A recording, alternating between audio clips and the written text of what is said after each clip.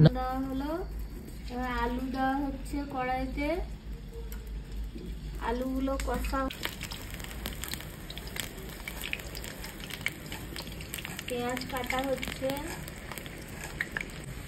আলু ভাজা হয়ে গেছে, নামিয়ে নেবো।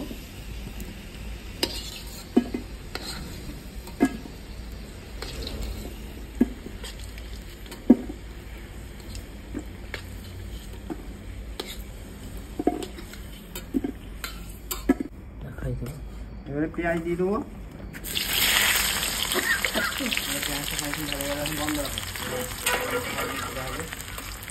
লবণ দিয়ে দেবো, পেঁয়াজ যাতে তাড়াতাড়ি ভাজা হয়।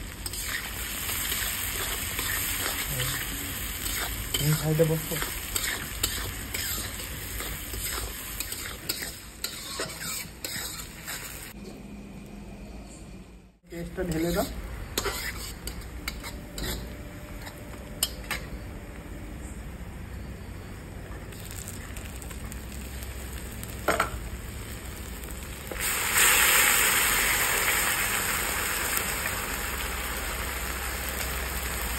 আদা রসুনের পেস্টটা ঢেলে দিলাম। মগে জল নিয়ে তো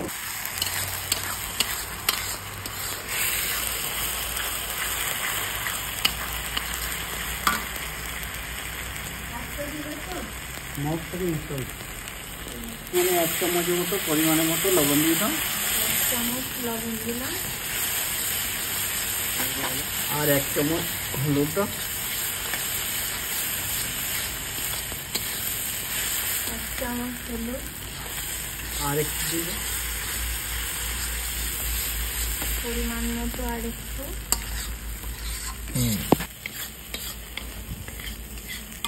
জলটা দিয়ে দিলাম।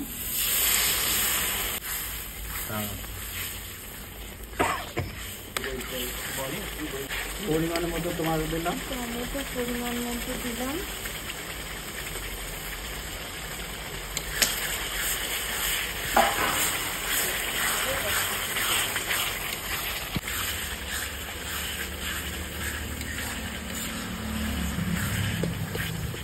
পেস্ট মশলা দাও 1 চামচ, 1 চামচ, আর 1 চামচ দাও।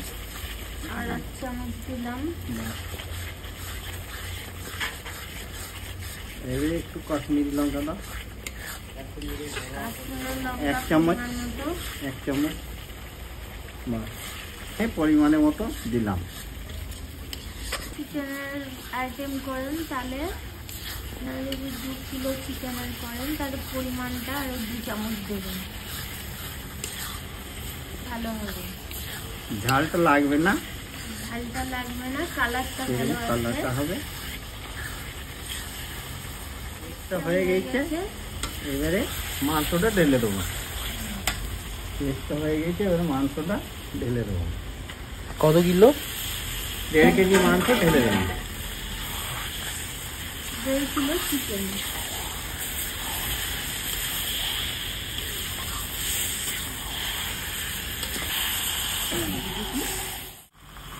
মাংস কষতে কষতে জল ছেড়ে দেবে, তখন একটু জল দিয়ে দেবে।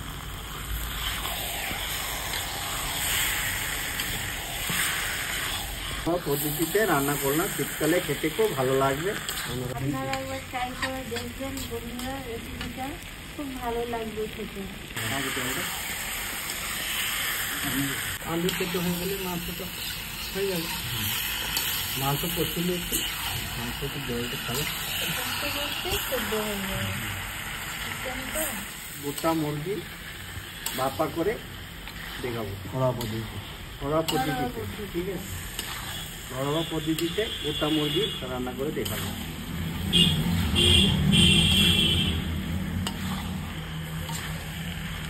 কষবে যতক্ষণ মাংস জলটা না ছাড়ে ততক্ষণ কষবে। একটু লেবু টেস্টের জন্য একটু লেবুর রস বুঝেছো? এক কাজ করবে, নিয়ে হেলে যাবে একদম। আমি করি না, ঠিক আছে, আমার টুকুরের সালাদ আছে। বন্ধুরা, মাংসতে যতই কষবি অত টেস্টটা আসে, ঠিক আছে। মাংসতে যতক্ষণ জলটা না ছাড়ে কষতে কষতে জলটা না ছাড়ে তখন জল দেবে না, ঠিক আছে? মাংসটা দেখুন, দেখো দেখুন একটু গ্রেভিটা খুব হয়ে গেছে। আর একটু কষলে জলটা ছাড়তে এসছে, এবারে মাংস জলটা ছেড়ে দিলে একটু জল দিয়ে ঢাকা দিয়ে রেখে দেবে।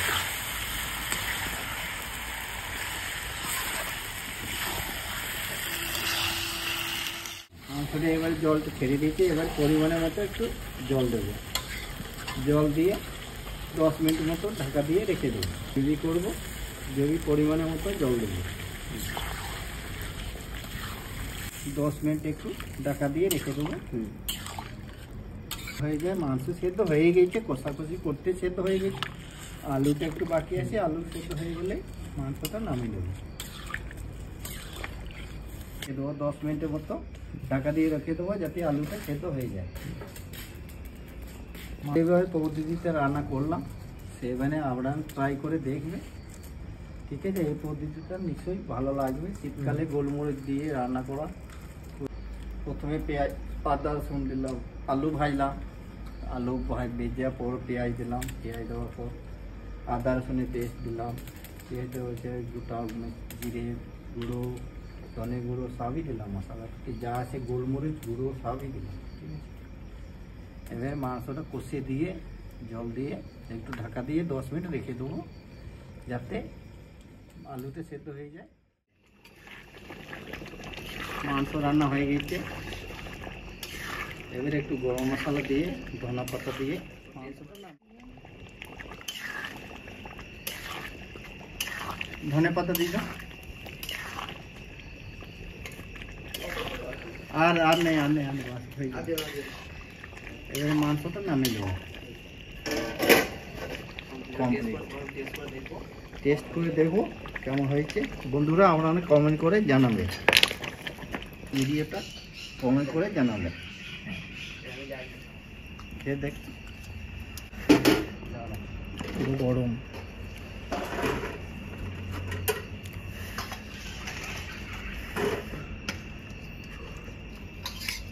দারুণ হয়েছে,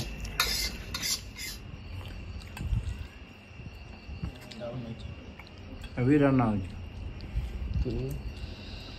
তুমিও বলো। হেভি রান্না হয়েছে। একটু ভাত বন্ধুরা রুটির সঙ্গেও খেতে ভালো লাগবে, ভাতের সঙ্গেও খেতে ভালো লাগবে।